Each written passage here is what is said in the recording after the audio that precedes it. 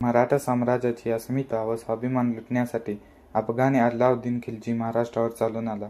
त्याने नर्मदा ओलांडून पहिली झडप एलीच्या पुरावर टाकली.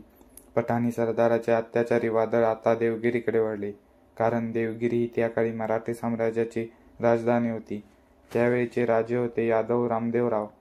हा खिलजी केवळ 8,000ची फौज घेऊन चालून येत होता. देवगिरीच्या किल्ल्यात 4,000 फौज होती. त्यांचे सेनापती शंकरदेव व इतर फौज हजर नव्हती. किल्ला तसा मजबूत व अजिंक्य होता. तो केवळ फितुरी किंवा अन्नसाठ्याच्या कमीमुळे जिंकला जाऊ शकत होता.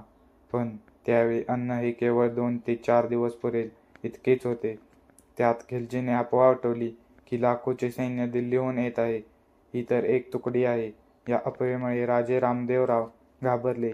त्यांनी भीतीपोटी शरणागती स्वीकारली आणि पहिल्यांदाच या महाराष्ट्राच्या इतिहासात मराठी कोणाला तरी शरण गेले होते.